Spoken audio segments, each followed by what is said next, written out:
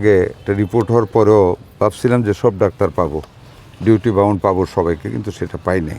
নরসিংদীর পলাশ উপজেলা স্বাস্থ্য কমপ্লেক্সে হঠাৎ পরিদর্শন করেছে স্বাস্থ্য ও পরিবার কল্যাণ মন্ত্রী সর্দার সাখাওয়াত হোসেন বকুল।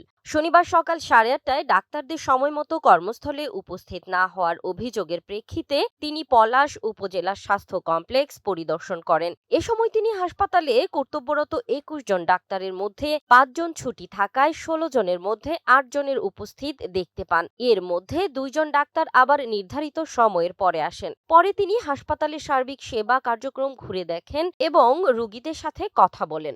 আমাদের যেটা আমরা রেগুলার শুরু করেছি পরিদর্শন করা, তার অংশ হিসেবে এবং ওইটার উপর ভিত্তি করে আজকে এখানে আসা, দেখার জন্য সত্যিকার পরিস্থিতিটা কি, যা আমরা শুনি তার থেকে কি এটা ব্যতিক্রম নাকি ওই রকমই সত্য, মানুষ সেবা পাচ্ছে না এরকমই নাকি।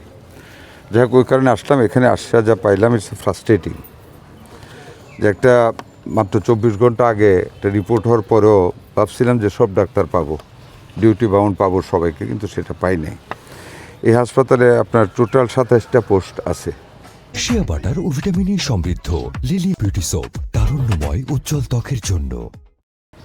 কর্মরত আছেন পোস্টেড ডাক্তারস আছে 21 জন, তার মধ্যে আমরা প্রেজেন্ট পেয়েছি 8 জন, আর আপনার 4 জন আছে, কয়জন? 5 জন ছুটি, ডেপুটেশন, তারপর অফ ডে মিলে 4 জন বাদ গেলে আমাদের থাকে কয়জন? 16 জন। 16 জন থেকে আমরা 8 জন প্রেজেন্ট পেয়েছি, তার মধ্যে 2 জন লেট। 8 জনের মধ্যে 2 জন লেট আসছে, পরবর্তীতে আরও 2 জন আসছে আরও লেটে। This is the senior. ধরেন লেটেরটা যদি আমরা অ্যাকসেপ্ট করেও নিয়ে যাচ্ছি আসছে, তারপরে আমাদের টোটাল প্রায় 7 জন মেডিকেল টেকনোলজি 7 জনের অ্যাবসেন্ট আছে। এই হলো সিনারিও। আমি ঠিক 8:30টায় 8:30 আমি ঢুকেছি। আমি রাস্তায় একটু গাড়িতে বসেছিলাম 8টা বাজার জন্য। ঠিক 8:30টায় আমি এখানে ঢুকেছি। 8:30টায় এসে আমি আরএফওকে এখানে, আমি টিএইচএফকে আমি এখানে পেয়েছি, আরও কয়েকজন পেয়েছি, যা ইমার্জেন্সি ডাক্তার পেয়েছি। 2 জন লেট সহ আমরা পেয়েছি 8 জন উপস্থিত টোটাল পোস্টের মধ্যে। এটা আমরা ধরেন ব্যবস্থা তো, এটা দেখেন, এটা একটা চাকরি। ডাক্তারদের জবটা তো সাংঘাতিক মানবিক একটা জব, ঠিক না? আমরা তো বিপদে পড়লে ওনাদের কাছে যাই, ওনাদের হাসি মুখটা দেখলে অনেকটা ভালো হয়ে যায়।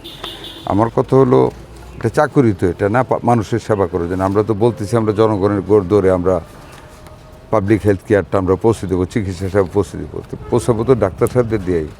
এই তো সিনারিও বললাম। এখন আমি যাই, আমি আমার উপর তো ক্ষমতা আছেন না, সবার সাথে আলাপ করে নিয়ম অনুযায়ী